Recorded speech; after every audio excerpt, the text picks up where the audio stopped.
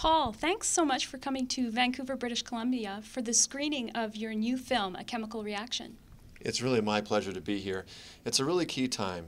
Citizens of British Columbia are considering whether or not to enact pesticide reform, and we feel like this movie is a big part of the public awareness campaign so that people can make an educated decision.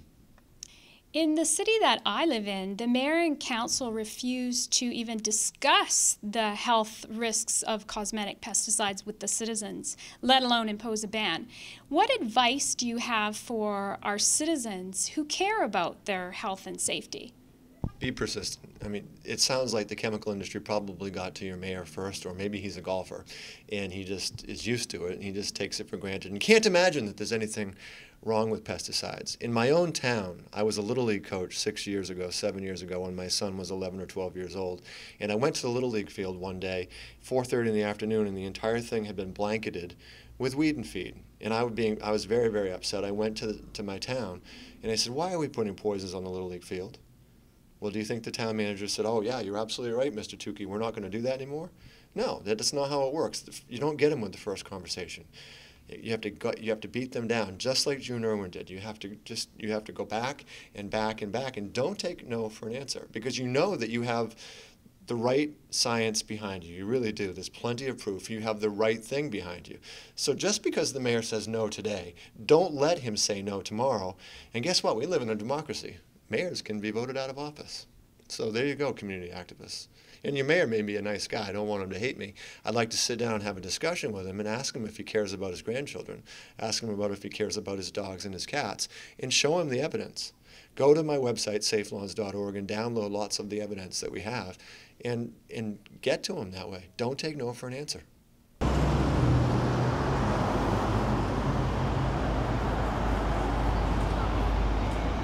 I actually believe that what we did in the city of Port Moody some 8 years ago was something that was great for our community, and I wanted to share our experience, and I wanted to be of help and answer any questions that might help another community that may want to do the same thing.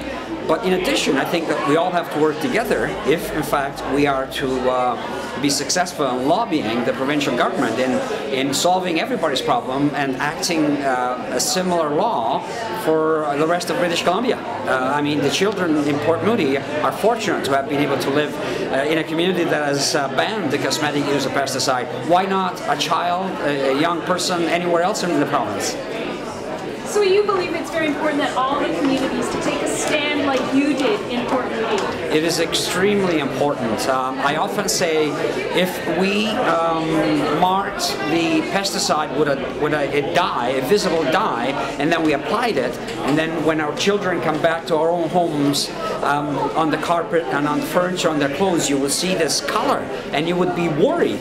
Just because you don't see pesticide doesn't mean that the threat is not there. It is there, it is real, and it's with us, and I don't want any part of having it. So would you like all the other communities around Port Moody to do the same as you've done and ban cosmetic pesticides? 100%. I'm 100% behind that. It is most important.